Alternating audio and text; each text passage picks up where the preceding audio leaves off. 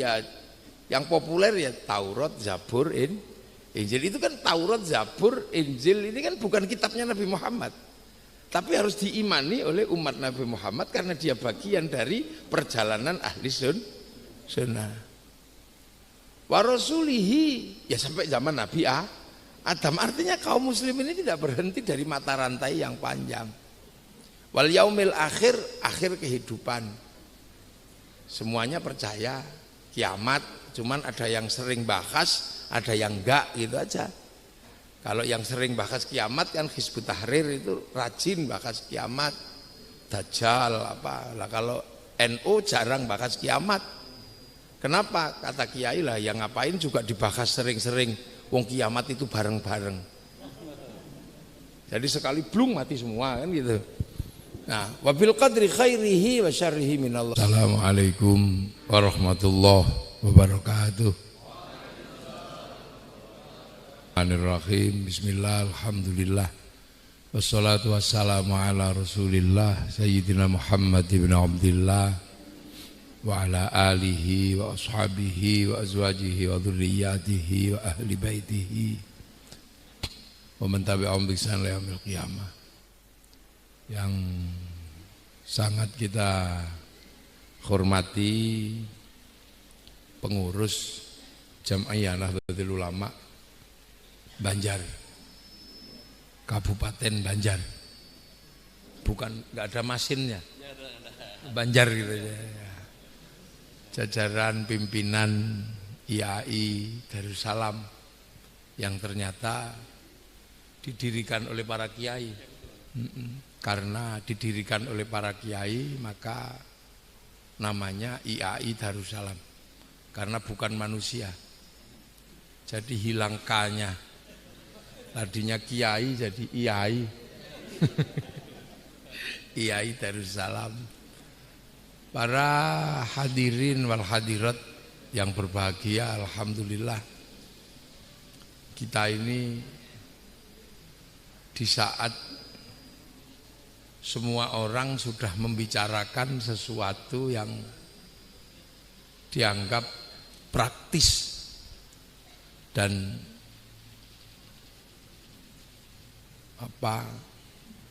menjadi jawaban kehidupan. Ternyata kita ini masih diberi kelonggaran hati untuk membicarakan sesuatu dengan skala yang lebih besar. Jadi di saat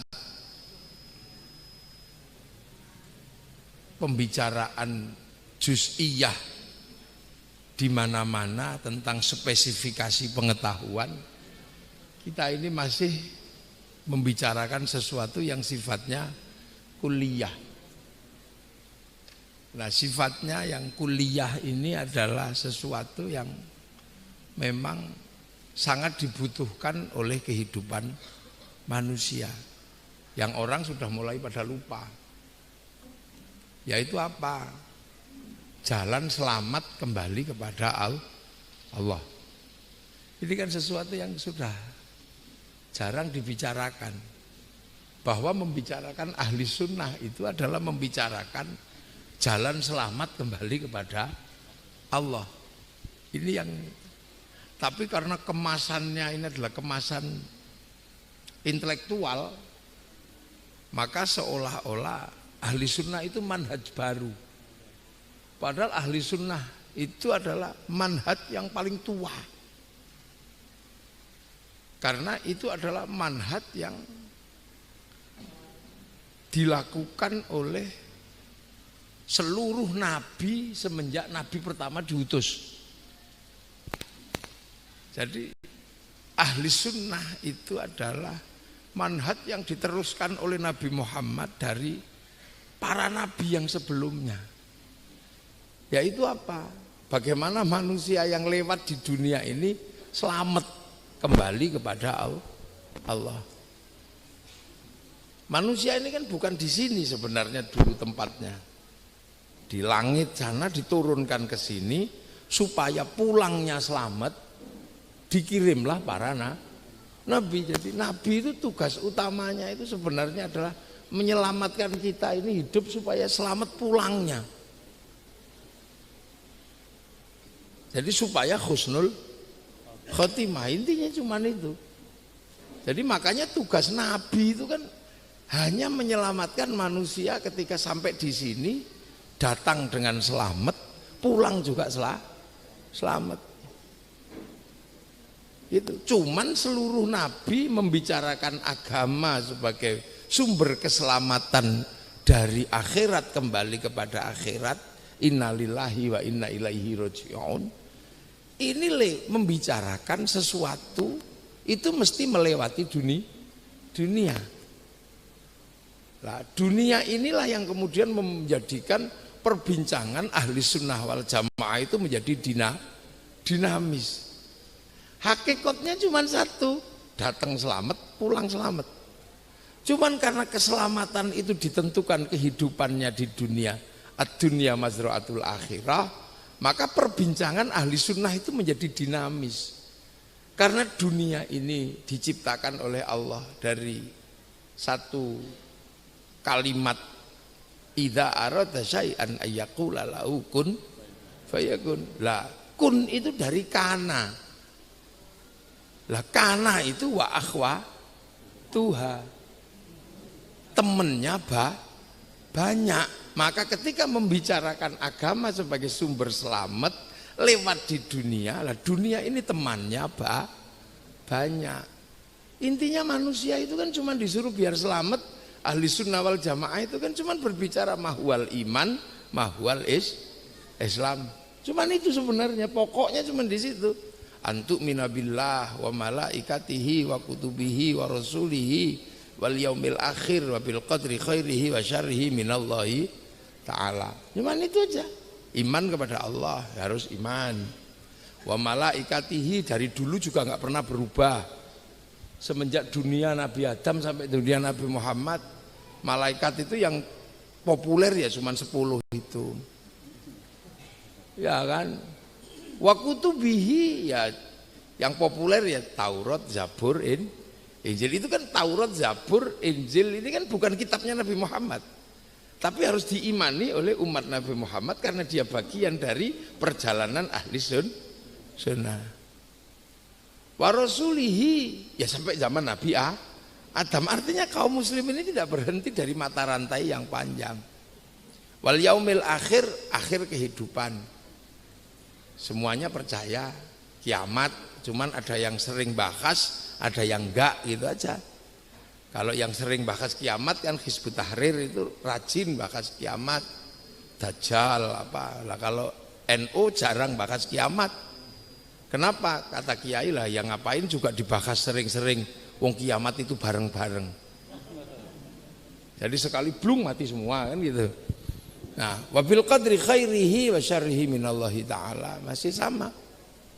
Islam anta syahada an la ilaha illallah wa anna muhammadar rasulullah ya dari dulu ya begitu. Wa kafa billahi syahida. Wa tuqimus sholata. Nah, ini sudah lebih fleksibel karena dunia. Ya kalau capek ya dijamak. Kalau masih kecapean kosor. Kalau lupa qodho. Cuman ketika berbicara sholat ini di dunia, maka sholat itu menjadi kompleks. Sholat itu nutup aurat. Sholat diajarkan kiai, tutup auratnya bisa menjadi hak siapa saja. Karena tutup aurat itu kain, urusannya pabrik kain. Dia bisa dengan Cina, bisa dengan Prancis. Dan kiai harus memahami itu. Sholat itu wudhu. Wudhu itu air. Sekarang air itu diurus sama pipa sama sanyo. Nah pipa sanyonya diurus Mas Pion. Kan itu aja sudah. Nah dunianya ini menjadi berkembang, dinamis gitu loh. Jadi agama itu menjadi dinamis. Orang sholat bikin masjid. Nah masjidnya diceritakan sebagai bangunan surga. Tapi masjid itu nggak berdiri kalau nggak pakai semen. Semen urusannya pabrik. Semen tingkat pengetahuannya bisa macam-macam. Ada besi urusannya pabrik besi, panjang. Bikin masjid menghadap kiblatnya harus diukur, lahirlah ilmu bikin Kompas, yang bikin Kompas orang Jerman. Banyak sekali problem-problem ini jadi problem dunia gitu loh. Pergi haji, ya kiai ngajarkan haji, tapi begitu waktunya berangkat diurus sama Yahudi.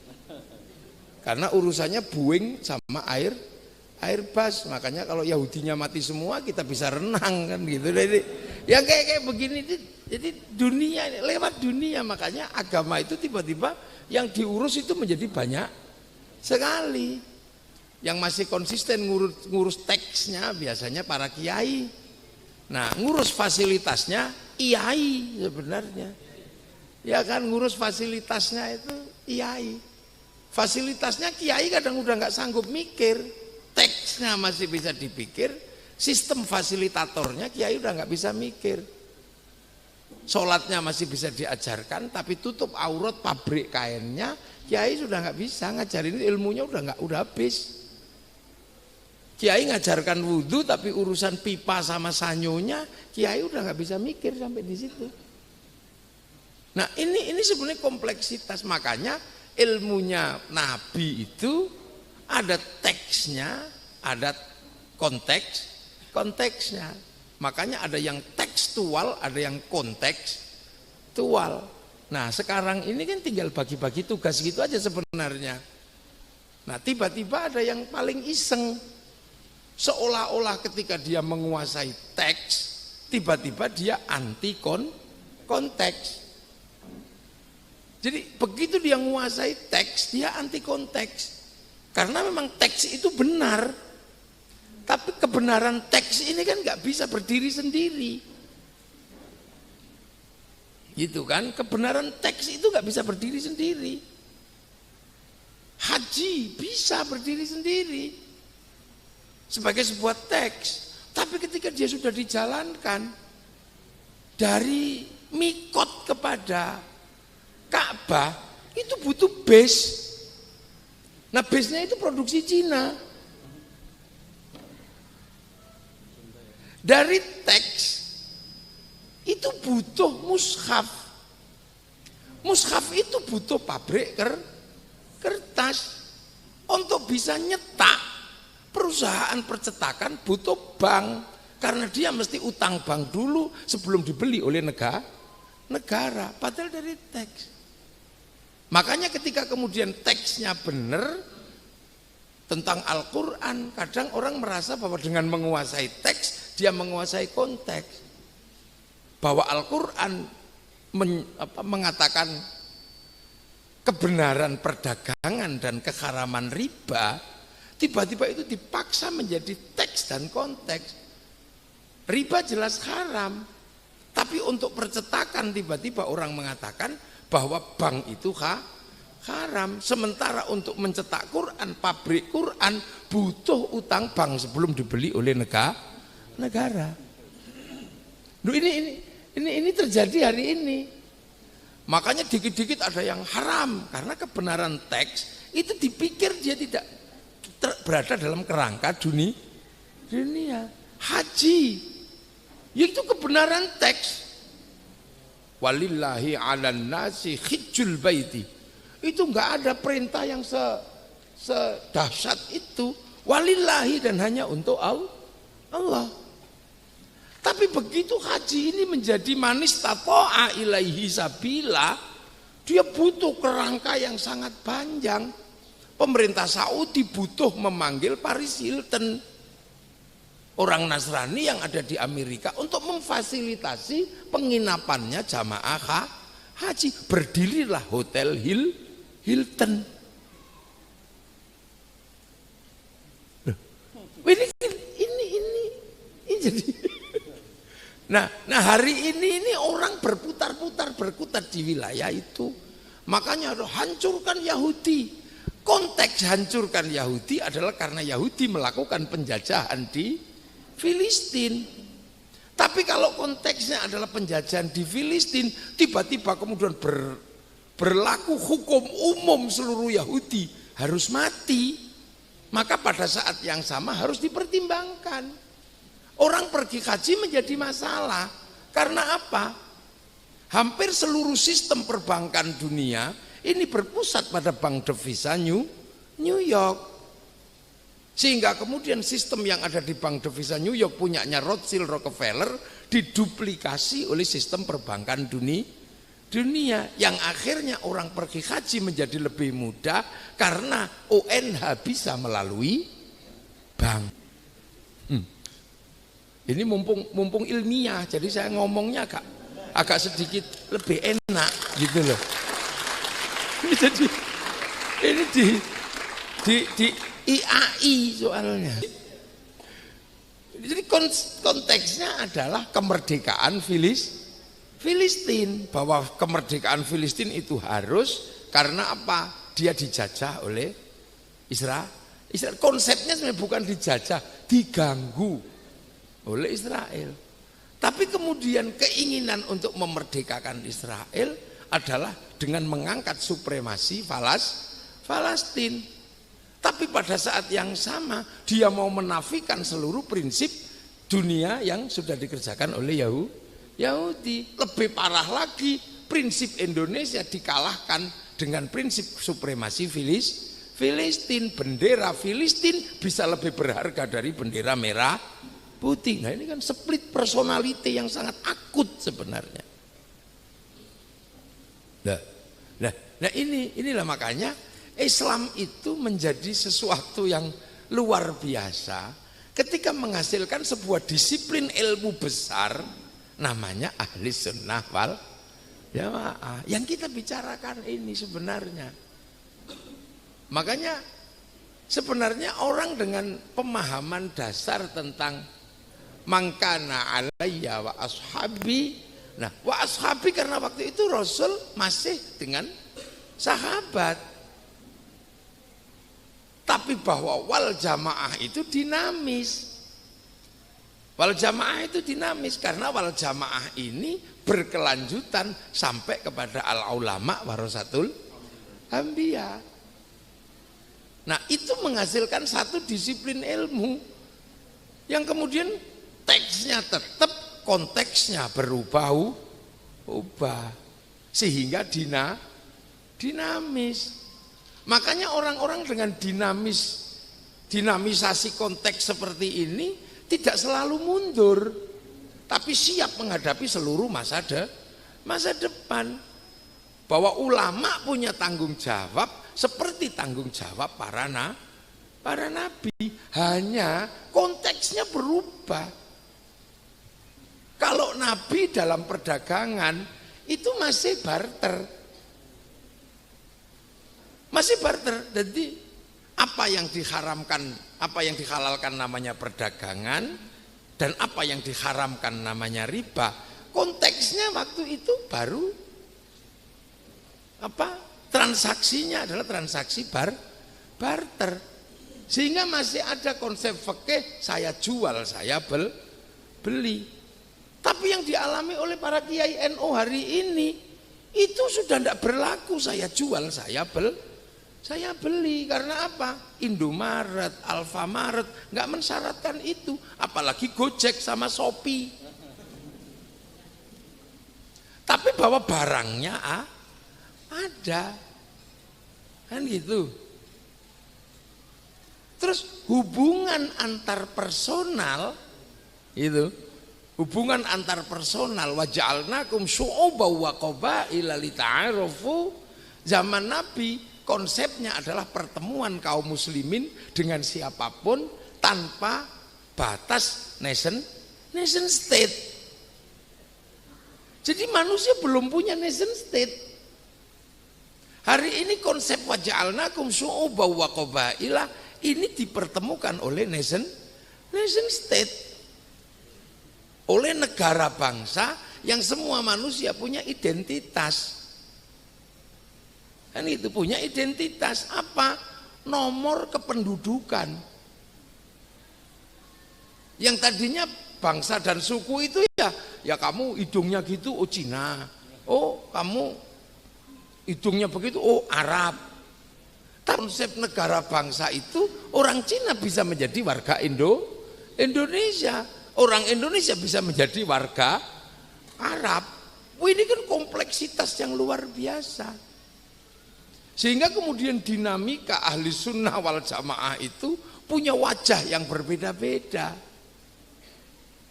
Punya wajah yang berbeda-beda. Dan itulah yang namanya ijtihad.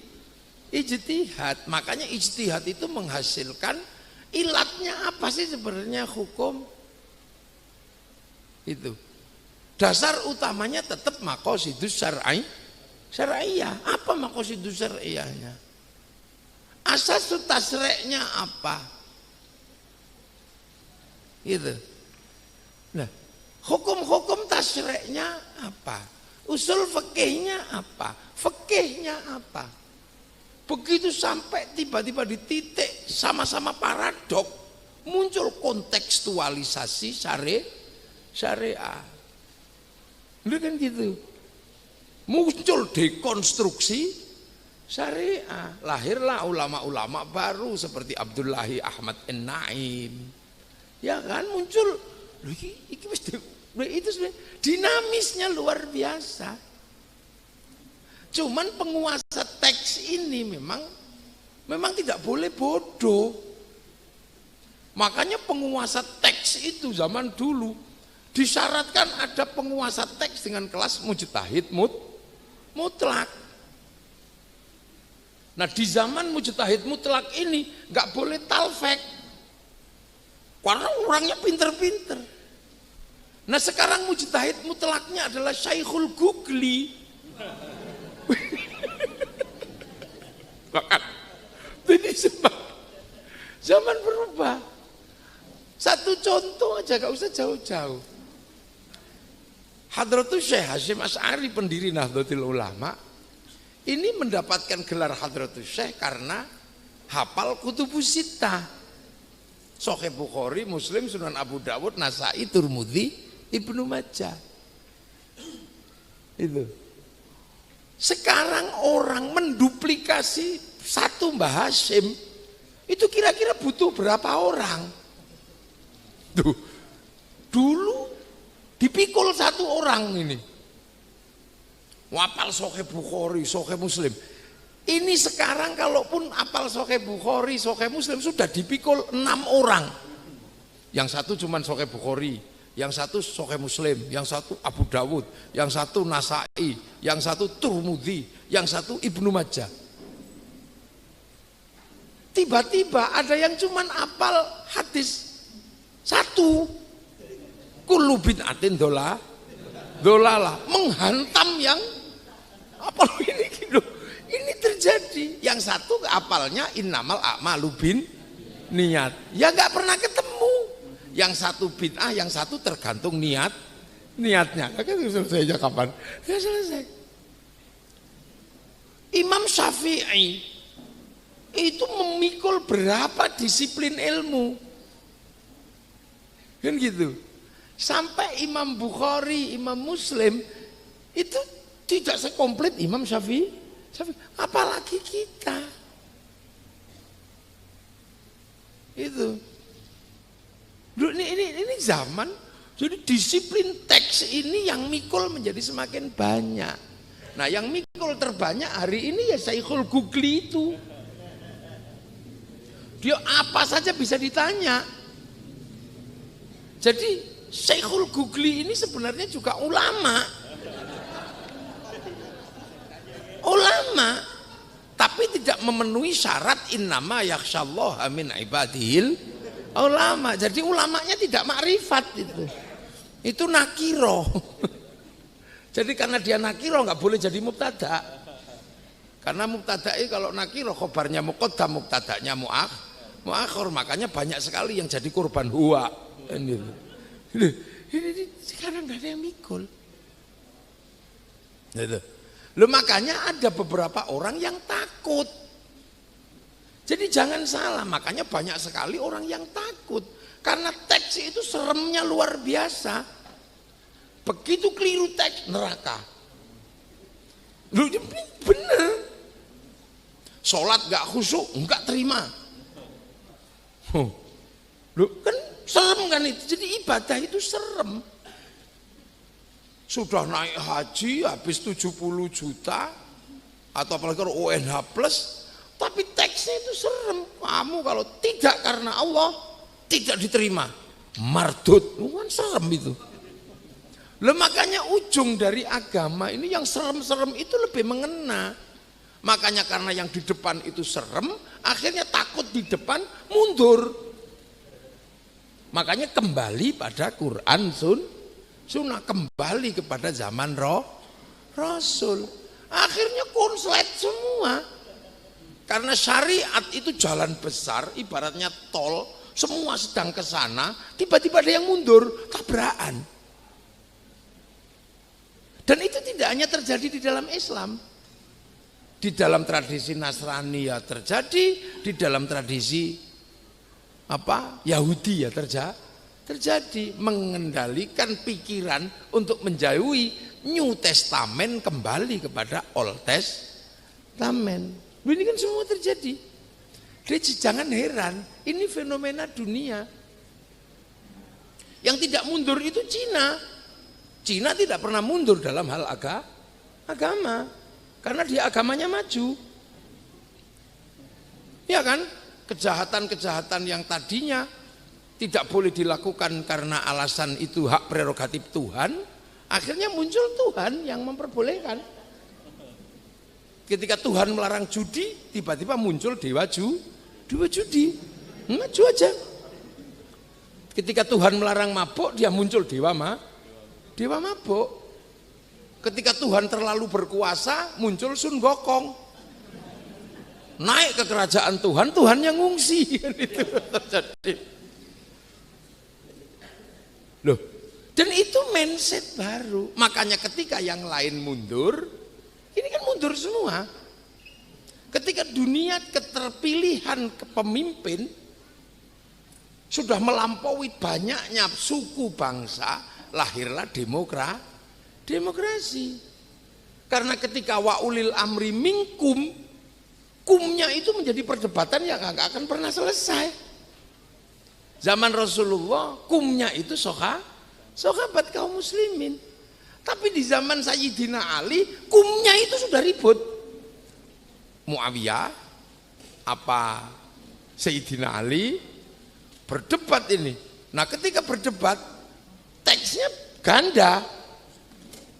Yang satu teksnya adalah malam yahkum bima anzalallahu faulaika humul kafirun, karena Muawiyah ini bugot dan harus dihabisi sama, maka Sayyidina Ali sebagai pemimpin resmi yang terpilih secara konstitusional harus menghancurkan bugot ini karena Muawiyah itu berontak.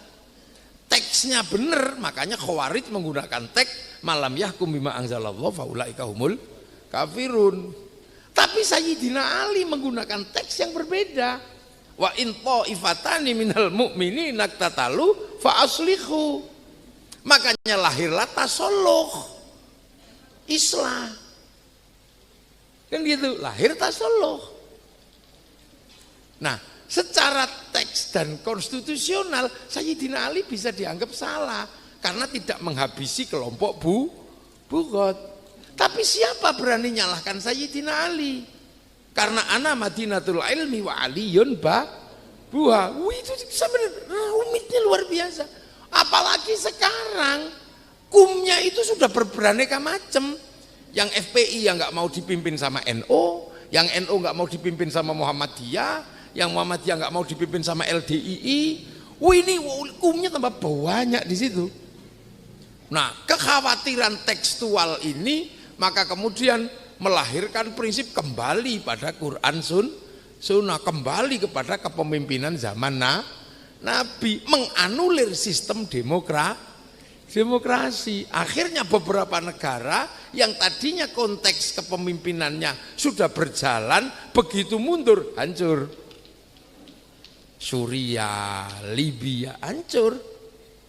Jadi bukannya niatnya memperbaiki, tapi malah remuk.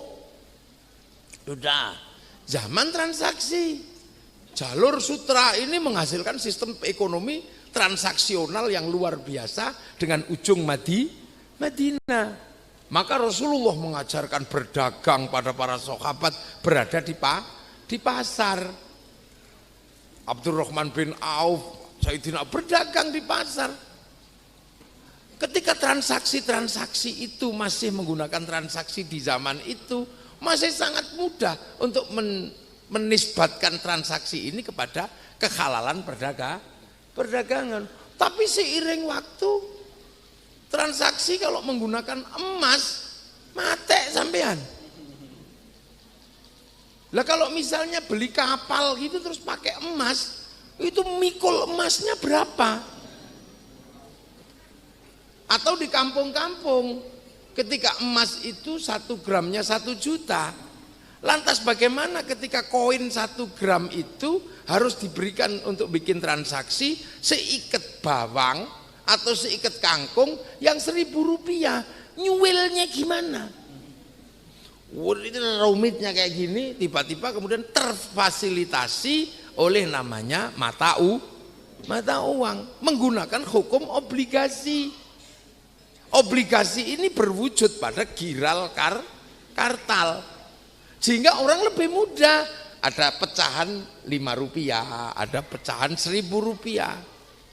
Nah, karena ini tidak ditemukan teksnya dan orang takut dengan prinsip riba yang bahkan lebih sadis daripada menzinai ibunya, akhirnya ini mundur.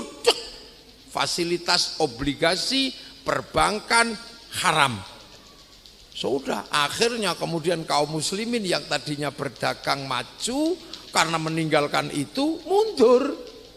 Perusahaannya hancur, apa? Akhirnya apa?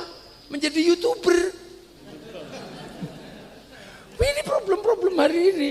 Makanya akhirnya tidak muncul pengusaha-pengusaha besar kaum muslimin yang menggunakan prinsip di luar kelaziman kehidupan hari ini. Itu saudara kita Muhammad bin Salman, perbankan. Itu Walid bin Talal, perbankan. Mana ada? Loh kan gitu. Akhirnya ini runtuh. Lantas yang disalahkan adalah ini ulah Yahudi, padahal Yahudi nggak ngapa-ngapain. Yahudi itu pengen sampean sejahtera biar dagangannya laku. Semakin rajin umroh karena ekonominya jalan, pesawatnya semakin laku. Rajin haji, hotelnya yang di sana tambahlah laku. Dunia tentram, maka kemudian sulam alisnya laku. Parfumnya laku. Duh, kan ini sebenarnya prinsip dagang itu kan gitu. Apakah kemudian orang berdagang pengen dunia ribut? Enggak. Makanya sistem keributan-keributan ini sebenarnya ada sesuatu yang lagi saya bikin hipotesis, bener enggak gitu loh. Nabi ini kan mengatakan kepada kita utlubul ilma walau bisin. Tapi kita malah curiga, malah enggak jalan ke sana. Akhirnya tahun 2007 ada 8 triliun dolar dari bank devisa New York geser ke HSBC. Sehingga kemudian sistem duplikasi teknologi dunia semua ada di Cina. Dan sekarang Cina berjalan dalam mekanisme dunia yang kita make. Dia bisa produksi alat-alat sehingga Ansor ketahuan kalau Ansor karena Cina. Karena apa? Dia produksi mesin bordir mereknya Butterfly untuk bordir Banser Ansor.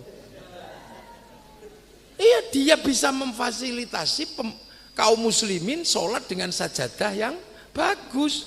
Dan sajadah dari Cina 1 lembar di Mekah dijual dengan 50.000. Sampai umroh lah kesana lah ketemu itu. Made in China sajadah yang kalau kita hitung itu biaya produksi sekitar 300.000, tapi di sana bisa dijual 50.000. Mukena dijual dengan 15.000. Apakah kita masih berpikir bahwa negara produsen masih menginginkan perang, sementara industri mereka tidak jalan kalau ada perang? Masihkah kita menuduh bahwa Yahudi menjadi dalang perang di seluruh dunia, sementara Yahudi membutuhkan pasar agar barangnya terbeli dalam situasi perdamaian? Makanya kalau anak sekolahan pasti tahu Dulu ada biaya-biaya perdamaian yang dikeluarkan oleh perusahaan-perusahaan besarnya orang Yahudi. CSR perusahaan Yahudi mengeluarkan biaya besar untuk funding hak asasi manusia, lingkungan hidup dan demokrasi tahun 90-an. Namanya lacak itu. Kalau mereka menginginkan perang, apakah mungkin mereka membiayai perdamaian? Sesungguhnya mereka ingin berdamai dengan kehidupan. Karena apa? Mereka bisa jualan. Makanya kalau orang Yahudi masuk surga terus kemudian disuruh Tuhan milih, kamu milih surga apa pilih neraka? Pasti dia akan milih. Saya akan bangun jembatan aja deh antara surga dan neraka. Mau ngapain? Mau jualan dan itu makan lagi begitu tuh. Ini. Nah, silang sengkarut agama yang seperti ini terjadi. Dan kita menikmatinya. Makanya para ulama dengan sebuah disiplin ilmu yang masih kontekstual di setiap zamannya, mampu melakukan sesuatu yang luar biasa. Yang menurut orang sekarang yang ahistoris, ini masalah. Gitu loh, ini masalah. Apalagi ketika dunia sudah mengerucut kepada sebuah disiplin ilmu yang sudah lagi bukan G2G tapi B2B. Era digital ini kan sudah melepaskan dari era analog. Ini sudah B2B. Sudah bukan G2G. Itu kan? Itu sudah dirancang dulu bahwa dunia akan mengalami namanya megatrend 2000. Yang nulis John Naisbitt, orang sekolahan pasti tahu itu. Setelah John Naisbitt menulis Clash of Civilization, tiba-tiba dunia diguncang lagi oleh pemikiran baru namanya Clash of Civilization yang nulis Samuel Huntington. Kan ini secah sekolah kan masih itu, bahwa dunia akan berbenturan antara timur barat. Nah, ketika dunia berbenturan timur dan barat, Amerika dan Cina dalam simbol timur dan simbol barat, Anglo-Saxon dan Tao, ini menjadi tren dunia bahwa seolah-olah nanti perangnya adalah perang agama. Makanya negara-negara waktu itu yang terpukau dengan gagasan ini dan tidak punya basis agama, akhirnya mereka investasi dalam dunia agama. Ketika nanti terjadi peristiwa itu, mereka sudah punya kaki agama. Tapi kan nggak mungkin bikin agama baru. Maka kemudian di seluruh dunia ada tren recycling, memproduksi kembali produk-produk agama yang sudah lewat, di recycling. Misalnya tentang khilafah, di recycling lagi. Itu tentang tentang isbal, tentang jenggot, tentang apa, di recycling lagi di Islam. Di Nasrani juga dilakukan lagi itu. Sehingga muncul kelompok-kelompok yang menerima recycling ini, produk-produk recycling ini. Nah, cuman produk recycling ini kan kalau dibawa ke pasar itu nggak laku. Bagi siapa? Bagi orang dengan pemahaman sanad ilmu yang masih mapan. Karena semua orang dengan problem historis pasti tahu, oh ini sudah pernah terjadi di zaman sahabat. Oh ini khilafah sudah pernah terjadi. Oh isbal itu. NU kenapa nggak pernah menerima produk recycling? Karena NU tidak ahistoris. NU tahu, oh ini di zaman ini, oh ini sudah terjadi di zaman ini. Tapi kan yang menerima program recycling ini sebagian besar adalah kelompok ahistoris. Makanya produk-produk ini laku keras di kelompok ahistoris. Kelompok apa? Kelompok yang langsung kepada Quran Sunnah. Dia tidak menerima sejarah, tidak menerima proses, pokoknya langsung Quran Sunnah. Nah, yang namanya histori ini dia nggak tahu bahwa itu sudah pernah terjadi. Siroh nggak ngerti, sistem turos tidak paham. Akhirnya kelompok ini menerima, oh ini baru. Kalau lima ta'akharal muslimun wa taqaddamal akhirun khilafah isbal, laku keras di kelompok ahistoris. Lah ini kan program black market sebenarnya. Agar produk diterima oleh pasar dan pasar itu menerima produk recycling, maka pasar harus dibikin ahistoris. Nah begitu problem ahistoris muncul dalam tradisi Islam, ahli sunnah wal jamaahnya nggak jalan, bahkan mengingkari al ulama warasatul anbiya, produk recycling ini laku keras. Inilah problem black market. Repotnya ini black market religion, pasar gelap agama. Dan itu terjadi. Makanya sampai jangan kaget, tiba-tiba para kiai salah, para habaib sepuh salah semua. Karena ini anak ini ahistoris dan itu laku keras. Memang terjadi akhirnya benturan antara Amerika dan Cina terjadi, tapi tidak berbasis agama, berbasis produktivitas. Makanya ketika duit itu geser, dia terima aja, diterima gitu. Dan di Cina terjadi proses itu hari ini. Dan pasar bis di Arab ya laku, peci haji semuanya ya diterima oleh orang. Itu produksi Cina semua.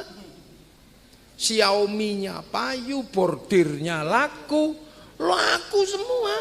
Sampai mesin tanknya Amerika seandainya laku satu hari itu 100, sudah kalah dengan pabrik tisunya Cina, sehari udah kalah. Ini dunia, jadi tidak mengenal agama. Gitu investasi di dunia ini, di dunia digital. Itu investasi di dunia digital laku semua, nggak peduli agama apapun, semuanya pakai ini Android. Ya peduli. Sampean mau agamanya apa? Pakai Samsung. Sampean agamanya apa? Pakai Mio. Ini dunia yang bergerak di sini. Nah sementara kita dipaksa mundur. Gitu loh, untuk mundur untuk itu.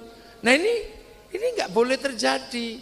Makanya Nahdlatul Ulama dalam situasi seperti ini paling aman. Makanya menyongsong 100 abad dalam situasi ini aman. Sementara bangsa yang lain sedang kacau. Kacaunya luar biasa. Jangan dikira aman-aman saja, enggak. Semuanya sedang menghadapi situasi yang rumit. Itu kan Amerika tiba-tiba gagal obligasi. Kan enggak kebayang sampean. Amerika gagal obligasi, tiba-tiba kemudian nyerah karena mengeluarkan obligasi dibeli oleh Shanghai Corporation tahun 2012, gagal gak bisa bayar. Akhirnya dia nyerah. Yang disuruh nyerah siapa? Ya ketoprak. Ini adzan.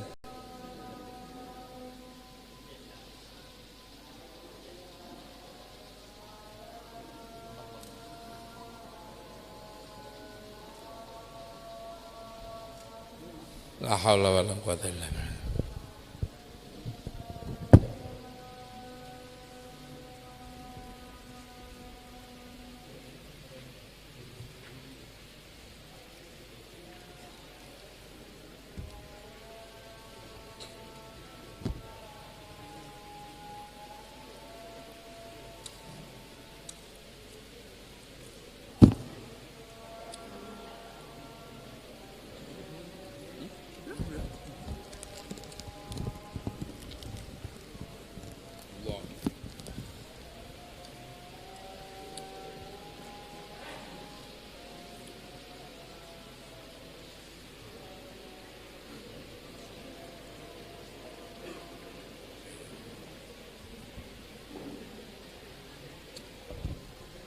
Nah itu, jadi sesuatu ini terjadi dan ketoprak yang jawab semuanya. Kembali kepada sistem pertunjukan. Amerika ketika gagal bayar utang, gagal obligasi, tiba-tiba aja dia bikin film Kiamat 2012 itu dulu. Iya. Terus kapal yang selamat kemana? Yang terdampar di Tibet. Dia mau geser dikit ke Cina, nggak mau. Lah, Cinanya ya nggak terlalu serius ketika dia sudah nyerah. Ya sudah, kalau kamu nyerah, serahkan kembali Tokatsun Gokong. Lahirlah film The Forbidden Kingdom. Tongkat Sun Gokong harus diserahkan kepada Cina, yang nyerahkan harus anak Amerika. Makanya ada anak Amerika kecil nyerahkan tongkat ditemani sama manusia purba yang diperankan oleh Jackie Chan. Itu terjadi. Itu kan dunia Hollywood, dunia Broadway dulu yang jawab. Nah, yang kayak gini. Nah, mereka tidak mau ini nanti menghancurkan nation state-nya. Mereka nggak mau. Kalah dalam obligasi silakan, tapi bagaimana kemudian bangsanya tetap utuh.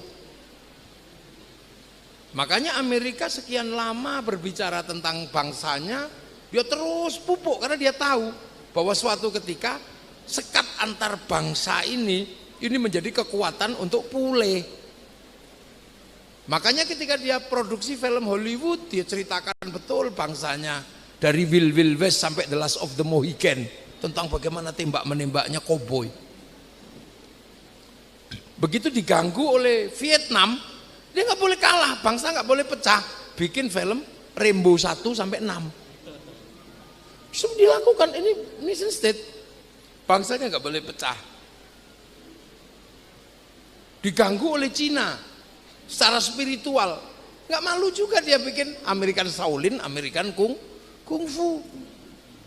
Diganggu Jepang, dia nggak mau kalah. American Ninja, American Samurai. Bahkan samurai terakhir dari Amerika namanya Tom Cruise dalam film The Last Samurai. Dia kerja. Tuh. Karena dia tahu persis bangsa ini pertahanan terakhir. Karena akhirnya sehebat apapun dunia milenial, orang milenial bisa ahli Amerika, tapi ketika orang Indonesia ke Amerika tetap ditanya, pasportmu mana? Jadi batas terakhir dari dunia milenial yang melintasi bangsa ini tetap nation state. Sampean walaupun ngotot haji itu perintah Allah, tapi orang pergi haji tergantung ketentuan pemerintah Saudi. Kalau pemerintah Saudi ngelarang haji, ya kita nggak bisa berbuat apa-apa. Jadi bahkan haji pun patuh pada peraturan nation state, padahal itu perintah Allah. Ya kan kalau kita nggak dikasih izin masuk sama pemerintah Saudi, ya nggak masuk. Corona mau ngotot kayak apa, tutup, ya tutup. Nah ini batas nation state, menangan. Indonesia mau ngotot sebelah timur, bahwa kita ini lebih timur daripada Singapura dan Malaysia. Tapi ketika nation state membuat sistem tata ruang waktu yang sesuai maksudnya dia, ya kita nggak bisa ngapa-ngapain. Bagaimana bisa waktu Singapura dan Malaysia, Kuala Lumpur dan Changi bisa 1 jam lebih awal dari waktu Jakarta? Sampean mau ngotot kayak apa ya nggak bisa. Karena nation state Singapura dan Malaysia adalah persemakmuran. Dia bagian dari Inggris, dan Inggris memperbolehkan mereka masuk waktu 1 jam lebih awal dari waktu Jakarta, menggunakan waktu Indonesia Tengahnya Kalimantan. Kalian suka nggak suka bahwa karena ketika mereka 1 jam lebih awal, maka bursa efeknya boleh buka di jam sesuai dengan jam yang tertera di keputusan negara, sehingga bursa efeknya buka 1 jam lebih awal daripada bursa Jakarta. Saham terbaiknya habis di sana, yang jelek-jelek baru masuk Jakarta. Itulah salah satu alasan mengapa Indonesia pindah ke IKN di Kalimantan Timur. Kan gitu. Ini kan gitu. Ini problem nation state, bukan problem hoa. Ini kan dikira hoa, tempat pembuangan jin, pembuang anak itu kan. Orang-orang yang memang korban hoa semua. Jadi jangan dikira, dan itu nation state. Kita nggak bisa. Kita menganulir itu harus mengerahkan angkatan perang. Tapi kan nggak mungkin perang per itu, ya sudah ngalah, geser situ aja gitu. Duh, ini menjadi problem nation state yang sangat serius. Eropa mau ngotot kayak apa terserah. Tapi Prancis paling bisa menggunakan harga diri menjadi resources yang diproduksi. You suka nggak suka bahwa yang namanya tas itu adalah alat untuk membawa barang, tapi disiplin keilmuan Prancis mampu menceritakan bahwa tas yang dia diproduksi bukan tempat untuk menaruh barang, tapi tempat untuk mengangkat harga diri. Sehingga satu kontainer tasnya orang Inggris bisa kalah dengan satu Hermes yang dibawa oleh orang Prancis. Nah, kita nggak bisa menceritakan itu. Obat kanker terbaik di Eropa nggak bisa dikalahkan oleh Bajaka. Karena kita nggak bisa menceritakan Bajaka itu. Cuman bisa menceritakan iyakah kan gitu. Loh, ini semua kan bahwa obat syahwat paling kuat itu selalu kadal Mesir. Iya kan dia yang diceritakan. Kita nggak bisa bercerita bahwa ada obat kejantanan yang paling kuat itu ada di Kalimantan, namanya apa? Pasak bumi. Kita nggak bisa menceritakan itu. Coba kalau terus-terusan kita menceritakan itu, mungkin juga berhasil. Itu kan kita nggak punya narasi yang cukup. Karena anak-anak IAI lebih berdebat tentang teks. Dulu itu. Jadi al-akhdhu bil jadidil aslahnya kita nggak bisa. Dulu ini kan ini problem serius sebenarnya. Akhirnya kita dipaksa menjadi negara yang tidak boleh berproduksi, cuma negara konsumsi. Jepang nggak mau dia menjadi negara konsumen, dia harus jadi produsen. Maka dia harus menyelamatkan jangan sampai sekat antar generasi tua dan muda dalam peristiwa restorasi Meiji dan Tokugawa itu dipelihara, bahwa Jepang pernah mengalami konflik berdarah antar anak bangsa. Itu nggak boleh dipelihara, tutup itu semua, diceritakan dengan sederhana di generasi milenial. Cukup dibikinkan film Samurai X dengan tokohnya Rurouni Kenshin. Ini kan cara nation state-nya dijaga betul. Karena apa? Perlindungan waja'alnakum syu'uban wa qabaila itu ya nation state. Malaysia, dia tahu negaranya rentan dengan konflik karena negara Shah Bandar. Tapi itu nggak boleh terjadi karena masa depan Malaysia harus lebih panjang antara yang di Pertuan Agung dan yang Perdana Menteri menghadapi problem rasialis di Malaysia. Maka si kecil-kecil ditarik kembali mundur. Sudah deh, serahkan kembali aja pada si Upin dan si Ipin. Si Upin dan si Ipin nggak boleh mengulang konflik rasialis. Maka dari kecil dikenalkan dengan anak India, namanya Jarjit. Dia nggak boleh lupa ada anak-anak Cina, kenalkan Mei Mei. Dia nggak boleh lupa ada anak-anak Indonesia, kenalkan Susanti. Karena mereka sadar betul masa depannya adalah negara yang harus bisa berproduksi. Bagaimana kemudian ketika Korea menceritakan drakornya itu. Drakor itu biayanya paling murah. Cuman foto di depan mobil sama di meja dimakan, cuman itu aja, dia nggak pernah pakai yang perang juga enggak. Drakor itu kan cuman modalnya air mata. Gitu. Tapi mindset yang terbangun memungkinkan orang untuk mengambil resources yang berbasis Korea. Jual makan laku, jual ngine laku, potongan rambut laku. Bahkan kemarin kita hitung ya, ada sebuah fenomena besar yang pernah memporak-porandakan sekat dunia. Perang dingin Amerika dan Soviet, konflik di Eropa itu menjadi sekat yang cukup kuat di tahun 90-an. Itu bisa dijebol oleh Metallica kok. Ketika tahun 95 tiba-tiba konser terbesar dunia Metallica ada di lapangan merah di Moskow. Orang Eropa nggak ngurus lagi konfliknya, orang Amerika datang ke Soviet bersatu walaupun perang dingin. 6 juta penonton. Dan itu menjadi sebuah legenda yang oleh pengamat musik dikatakan nggak mungkin tersaingi oleh fenomena masa depan dunia. Bahkan Woodstock nggak bisa mengalahkan konser Metallica. Tapi begitu ada corona langsung di KO sama BTS. Diajar sama BTS. Dia konser melalui konser daring, sekali konser yang nonton 100 juta orang. 1 minggu 4 kali, dalam 1 bulan 16 kali, kali 1 tahun. Tak hitung pemasukan dari BTS yang masuk ke Korea itu 1.250 triliun. Loh, makanya dia pertahankan betul sistem itu. Nah, Indonesia dalam situasi seperti ini menjadi fenomena dunia. Kenapa? Kok faham-faham recycling tadi itu mesti patah ketika masuk Indonesia? Ini kan fenomena yang aneh. Arab Spring menghancurkan Tunisia sampai ke semenanjung Arab. Sampai di sini patah, terorisnya digantung, bunuh. Ini apa? Cerita tentang jilbab, cerita tentang jenggot, di sini biasa-biasa aja. Enggak ini. Duh, ini kenapa? Oh, sudah tertata.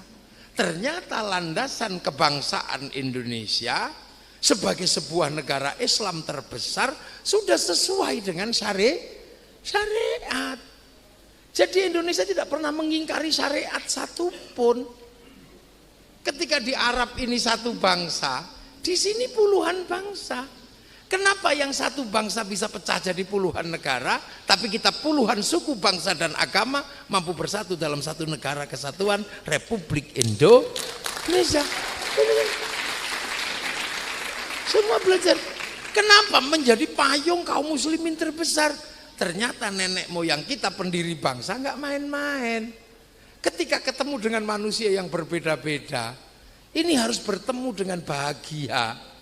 Karena ketika Rasulullah belum lahir, di Kalimantan sudah ada kerajaan Kutai Kartanegara. Artinya ini sudah waja'alnakum syu'uban wa qabaila, ini udah maju duluan. Tahun 400 di Jawa ada kerajaan Kanjuruhan, ada kerajaan Tarumanegara. Tahun 600 ada kerajaan Mataram. Di sini sudah banyak sekali kerajaan, sudah jadi. Artinya orang beragama juga sudah ada. Di sana baru diajari lakum dinukum waliyatin. Di sini sudah bineka tunggal ika. Itu kan artinya. Nah, ketika Islam datang kan ketemu dengan apa yang harus dikerjakan, meletakkan ahli sunnah wal jamaah di negara yang sudah jadi. Diajak ngomong agama, sudah punya agama, tinggal mindah Tuhannya aja. Diajak ngomong air sebagai iklan surga di Banjarmasin, air di mana-mana. Diajak berbicara tentang buah-buahan di surga, di sini buah-buahan ada, dari pepaken sampai elai, sampai duren, sampai kasturi. Kasturi kan kayak mangga itu di sini. Apa-apa aja ada. Gitu, diceritakan bahwa nanti di surga istrinya banyak, di Banjar sudah banyak. Artinya fenomena itu ada. Nahruhu min labanin, orang sini nggak terlalu suka minum susu. Nahruhu min asalin, di sini juga sudah banyak. Ini sudah terjadi. Jadi ketika di sana menata proses wakafa billahi syahida Muhammadur Rasulullah walladzina ma'ahu asyidda walal kuffar ruhama'u bainahum tarahum ruka'an sujada yabtaguna fadlan minallah wa ridwanan simahum fi wujuhihim min athari sujud. Di sana, di sini yang gitu udah separuh selesai. Makanya kemudian ketika para ulama datang ya tinggal menggunakan prinsip selanjutnya. Mathaluhum fit Taurat wa mathaluhum fil Injil kazar'in, seperti tanaman Islam itu. Maka ketika di sini ya tinggal nanam gitu aja. Tanaman yang akhraja syat'ahu fa azarahu fastaghlada fastawa ala suqih yu'jibu zurra al yaghidha bihimul kufar, itu kira-kira nanamnya gimana? Ya sudah, nanam gitu aja. Makanya kemudian tanamannya ini tanaman sini, yang ditanam tanaman sana. Dikasih nama sini. Syekhun ustadzun kayak saya ya ditanam dengan bahasa sini. Kiai, musola, langgar, ditanam gitu aja. Jadi nggak ribet-ribet cara nanamnya. Berhubung yang datang ke sini itu wali, makanya beruntung kita itu yang datang itu wali. Kenapa yang datang wali? Karena di sini agamanya Hindu. Hindu itu yang boleh ngomong agama adalah Brahmana. Brahmana itu kasta tertinggi. Orang yang sudah tidak takut apa-apa itu Brahmana. Makanya kalau ada yang mengatakan Islam disebarkan oleh saudagar, secara ilmiah tertolak. Karena saudagar itu sudra. Orang sudra itu nggak boleh ngomong agama. Petani, pedagang sekaya apapun kastanya sudra. Sudra nggak boleh ngomong agama. Yang bisa ngimbangi para wali ini itu ya, yang bisa ngimbangi Brahmana ya para wali. Makanya Islam dulu disebarkan oleh para Wali. Lah caranya gimana nanemnya para wali? Wali itu nggak pakai akal kalau mau nanam sesuatu, tapi langsung download. Loh, wali itu kalau butuh apa-apa download. Download kemana? Ya ke cloudnya Allah, ke hard disknya Allah yang di langit. Program dunia yang di langit di download. Karena Nabi ketika Isra Mi'raj ditunjukkan ini loh, cloudku, ini loh hard diskku, namanya Lauhil Mahfud. Nah itu di download.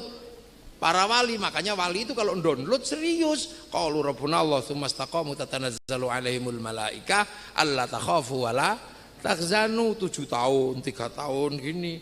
Makanya wali itu punya downloadan dan paketannya besar. Makanya wali itu wifi-nya hidup, bisa ditetring karena wali itu download, nabi download. Makanya kalau kita mau kirim data, kirim apa, pakai wifi-nya nabi, wifi-nya wali. Sama ketika kita nggak punya paketan mau ngirim data, ya cari wifi gratisan ke warung.co.id, namanya free wifi. Nah makanya kita dari dulu diajarkan kalau kita mau mengembangkan menyebarkan downloadan itu, kita mau doakan orang, mau apa, kirim Fatihah, ngirim Quran kepada orang-orang, ya kita mesti pakai wifi. Wifi-nya kita nggak punya, yang punya Nabi. Maka ila hadratin nabiyil mustofa wa ila jamil anbiya wal mursalin wal ulama wa syuhada wa shalihin wa ila jama' auliya ila min masyariqi ila magharibiha fi bariya wa bakriha wa nakhusus sultanul auliya Syekh Abdul Qadir Al-Jilani. Habis itu dibagi ke seluruh dunia, namanya siaran langsung. Makanya kalau ada orang tidak percaya doa bisa dibagi, orang itu nggak punya TV. Ini wali. Makanya wali itu la khaufun alaihim walahum yahzanun. Punya program-program yang di luar nalar, out of the box lah kalau di Indonesia. Bagaimana tiba-tiba bisa dari Arab sampai ke sini, apa yang dicita-citakan Nabi terjadi di sini. Di masyarakat yang berbeda-beda tiba-tiba persis seperti yang diinstruksikan oleh Nabi. Apa instruksi Nabi? Kullukum ra'in wa kullukum mas'ulun an ra'iyati. Kalian semua adalah para pemimpin yang harus hidup saling bertanggung jawab antara yang mimpin dan yang dipimpin. Konsep orang berbeda-beda tapi saling tanggung jawab dalam bahasa Rasulullah adalah ra'iyah. Ra'iyah itulah yang akhirnya diterapkan di Indonesia, sehingga kemudian orang Indonesia dari Sabang sampai Merauke dinisbatkan kepada kalimat Rasul menjadi ra'iyah. Dalam bahasa kita adalah rakyat. Satu-satunya bangsa muslim dunia yang sanggup mengambil kalimat ra'iyah untuk menyebut warga bangsanya hanya muslim Indonesia. Nggak ada. Jadi mbok kira rakyat itu bahasanya PKI? Bukan. Kalau bahasanya orang Eropa itu people. People itu vox populi, vox dei, suara mayoritas, suara Tuhan. Begitu dia mayoritas, dia mengatakan kami wakil Tuhan. Itulah khilafah, makanya nggak cocok. Makanya semayoritas apapun kaum muslimin di Indonesia nggak akan pernah menjadi diktator, karena ra'iyah tetap mensyaratkan berbeda-beda tapi saling tanggung jawab. Kita juga bukan komunis. Kalau komunis itu proletar, begitu kumpul diktator proletariat. Kita ra'iyah atau rakyat. Makanya ra'iyah atau rakyat kalau ngumpul disebut musyarakah, lahir konsep masyarakat. Berbeda faham wasyawirhum fil amri, lahir konsep musyawarah. Loh, makanya ketika kemudian perbedaan-perbedaan ini ada, tidak menghilangkan identitas lokal. Karena Islam itu ya'lu wala yu'la alaih, maka ketika ini diterapkan bawahnya enggak hilang. Yang hamba sahaya masih ada, menyebut diri saya. Yang kawulo kulo. Ya, yang pukulun ulun. Yang abdi masih ada, enggak hilang. Gitu loh. Nah, karena dulu yang menata itu para wali, maka lahirlah konsep wilayah, al-wali wilayah. Dari sini lahir orang besar yang mengatur sistem wilayah dulu di sini. Utusan dari Demak namanya Khatib Dahyan, ada di sini. Khatib Dahyan itu muridnya Sunan Bonang. Nah Sunan Bonang siapa? Sunan Bonang putranya Sunan Ampel. Sunan Ampel punya murid banyak, ada Raden Fatah yang kemudian jadi Raja Demak, ada Aryo Abdillah yang jadi Raja Palembang. Raden Rohmat punya murid namanya Datuk Ribandang yang masuk naik ke gunung bawah Karaeng. Loh, tertata sistem wilayah ini, yang sini Khatib Dayan. Nah Sunan Ampel itu siapa? Putranya Mbah Ibrahim Asmoro Kondi. Mbah Ibrahim Asmoro Kondi putranya siapa? Naik ke atas kepada Sayyid Samaluddin Al-Husaini Al-Kabir, atau orang di Jawa nyebutnya Syekh Jumatil Kubro. Dia meneruskan siapa? Meneruskan Sayyid Muhammad Paseh yang menginspirasi pendirian kerajaan Samudra Paseh dengan Raja Malikus Soleh Malikud Dhohir. Nah pengalaman itu didapat dari mana? Dari bapaknya namanya Sayyid Ahmad Jalaluddin di Campa. Dia putranya Sayyid Abdul Malik Mongol. Sayyid Abdul Malik putranya Sayyid Alawi Amil Faqih Muqaddam yang pernah menghentikan perang dengan mematahkan pedangnya. Dia putranya Sayyid Ahmad Sohib Mirbat yang bisa ketemu datuknya dalam keadaan sadar. Dia putranya Sayyid Ali Khalid Qasam. Sayyid Ali Qasam putranya Sayyid Alwi. Sayyid Alwi putranya Sayyid Muhammad. Sayyid Muhammad putranya Sayyid Alwi. Sayyid Alwi putranya Sayyid Ubaidillah. Alwi bin Ubaidillah yang mengeluarkan generasi yang disebut Alawiyin, Asegab, Sakron, dari generasi itu. Nah itu putranya Sayyid Ahmad Al-Muhajir yang semakin jauh hijrahnya karena konflik politik. Itu putranya Sayyid Isa Naqib, putranya Sayyid Muhammad, putranya Sayyid Ali Uraidi, putranya Sayyid Ja'far Shadiq yang buat sholawat wa asghilil dhalimin fid dhalimin wa akhrijna min bainihim limin. Itu putranya siapa? Putranya Sayyid Bakir. Sayyid Bakir itu yang menghentikan konflik ketika apa? Ketika generasinya Yazid bin Muawiyah tetap mengejar keturunan Rasulullah. Itu putranya Sayyid Ali Zainal Abidin. Sayyid Ali Zainal Abidin putranya Sayyidina Husain yang meninggal di Karbala. Itu putra siapa? Sayyidina Ali. Sayyidina Ali istrinya namanya Fatimah Zahra binti Rasulillah Muhammad sallallahu alaihi wasallam. Lah itu diteruskan oleh para ulama, punya murid namanya Sunan Kalijogo di Jawa. Sunan Kalijogo punya murid namanya Mbah Abdul Halim Benowo. Sunan terus punya murid Mbah Abdul Rahman Lasem, punya murid namanya Mbah Abdul Jabbar Tuban. Jabbar punya murid namanya Mbah Sufyan, punya murid Mbah Abdul Halim Boyolali, punya murid Mbah Abdul Wahid. Mbah Abdul Wahid punya murid namanya Mbah Khairon. Mbah Khairon punya murid Mbah Asy'ari, punya putra Kiai Hasyim Asy'ari, pendiri Jamaiyah Nahdlatul Ulama. Loh, kan enak. Jadi makanya nggak bisa dibohongi dengan produk recycling gitu loh. Karena tahu. Nah ini makanya tiba-tiba kita sering sekarang diajak berbicara tentang kebangsaan. Karena apa? Indonesia harus menata kebangsaannya, kebanggaan kepada bangsanya. Karena apa? Mungkin 20-30 tahun lagi anak-anak yang sekolah di IAI di mana-mana ini sudah bisa melakukan produksi. Pengetahuannya mungkin bisa melakukan duplikasi. Produksi terbesar itu akan jalan kalau ada konsumsi dalam negeri. Lah konsumsi dalam negeri itu berbanding lurus dengan rasa cinta pada bangsa dan negaranya. Makanya Indonesia, mari kita bangun kebanggaan pada bangsa ini agar kita bisa menjadi negara produsen, tidak dipaksa terus menjadi bangsa konsumen. Ini itu aja sebenarnya, sehingga kita bisa berdiri sama dengan bangsa yang lain seimbang, karena sistem penataan dasarnya sudah sangat syar'i. Nah, syar'i itu terangkum dalam Pancasila, maka butuh calon-calon pemimpin yang integrated seperti Pancasila. Tapi seiring waktu orang calon pemimpin dengan kapasitas seperti Pancasila ini berat.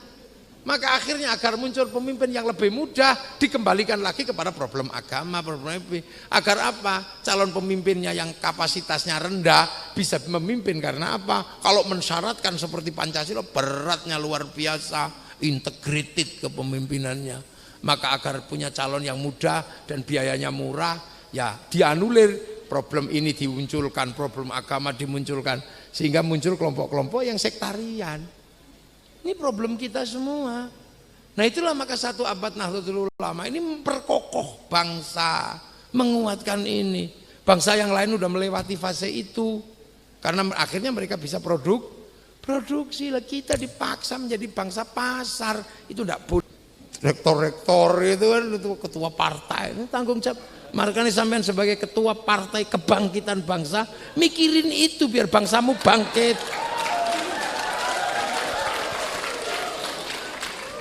Bangkitnya makanya kan kita cinta tanah air, merah putih, Banser selalu, NKRI, harga mati. Itu bukan apa-apa sebenarnya. Itu adalah sarana dasar untuk apa?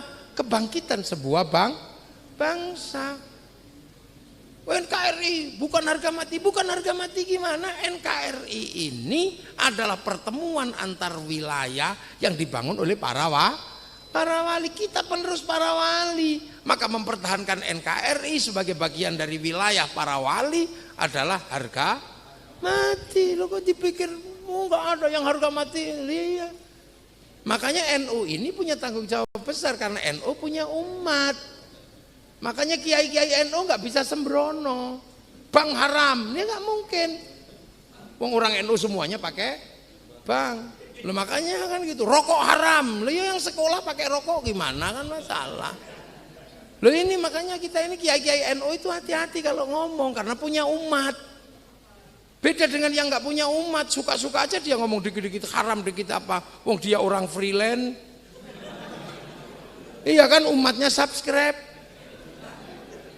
Loh saya ini jelek-jelek Surya NU, ngawur aja sampean itu. Nggak bisa kita main-main gitu loh. Umat kita itu ada manusianya. Nah yang di TV-TV itu kan nggak ada manusianya. Pasang handphone rekaman di depannya seolah-olah umatnya banyak. Bila perlu beli subscribe pun itu ada. Nah ini dasar-dasar kenegaraan, dasar-dasar kebangsaan yang dicipta oleh para pendiri bangsa. Makanya kita ini bekerja NU santri bareng-bareng, selalu makan bareng-bareng, ya kan? Mulutan bareng-bareng. Sehingga kalau santri sudah bergerak, apa sih yang nggak laku? Roda ekonomi berputar, tenda laku, sound system laku, semuanya laku. Kalau santri sudah bergerak, sholawatan bersama, kalau Habib Syekh yang datang kain putih laku semua. Jual tahu laku, jual bendera laku, jual slayer gini-gini sampai gagang pancing juga laku. Lah itu makanya kerangkanya besar. Nah kerangka-kerangka besar seperti ini mesti dipahami dengan seksama. Problem teks nggak bisa. Kemudian dia harus menjadi kayak senso, itu nggak bisa. Bagaimana? Cintailah istrimu. Kan gitu, perintahnya kan cintailah istrimu. Pergaulilah dengan baik. Tapi pergaulilah dengan baik enggak bisa hanya pakai mulut. Dia butuh bedak. Kecantikan itu tidak semata-mata inner beauty. Tapi perbaikan pipi dan alis penting. Kalau sudah seperti itu kita butuh sama Prancis yang pinter bikin bedak sama bikin parfum. Kalau bedak Banjarmasin ya beras ditumbuk blonteng semua kan. Duh, ini ada jadi nggak bisa. Kulu washrobu, makanlah dan minumlah. Makanan aja melibatkan banyak orang. Makanya doanya Allahumma barik lana. Kenapa bukan mutakalim wahdah? Kenapa mutakalim al-ghair?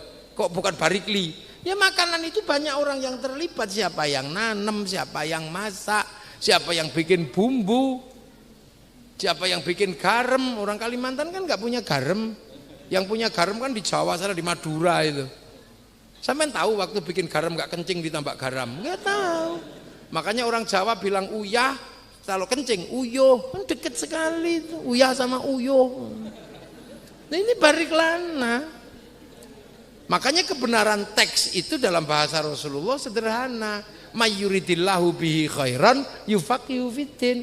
Siapa yang dikehendaki menjadi baik oleh Allah itu dikasih ngerti dalam urusan agama. Khaironnya nakiroh. Khairon itu kalau nakiroh maknanya khairon kamilan, kebaikan yang sempurna. Nah, baik sempurna itu milik Allah, bukan milik manusia.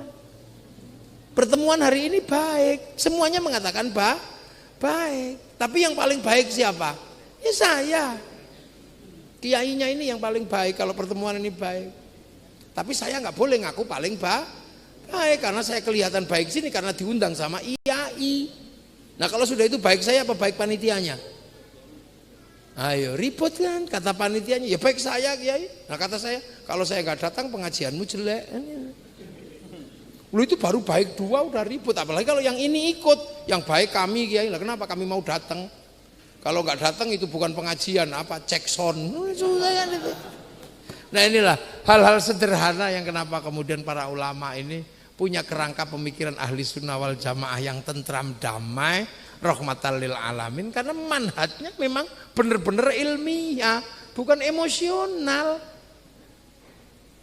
bukan amputasi gitu lah. Problem Filistin dan Israel tiba-tiba menghasilkan sebuah paham seluruhnya, nggak bisa begitu. Jadi sistem kuliah dan sistem juz'iyahnya beda. Nah inilah maka semoga sore hari ini ada manfaatnya. Ya saya tak pamit ke Marabahan, Batola, Baitullah, Baitullah. Ternyata Barito Kuala. Ya semoga kita semua dalam ridha Allah dan Nahdlatul Ulama besok tanggal 7 ada acara di Sidoarjo, datang ya. Datang lah, nyewa pesawat ke apa. Kalimantan gudangnya private jet, masa nggak ada yang punya. Al-Fatihah. Amin. Assalamualaikum warahmatullahi wabarakatuh.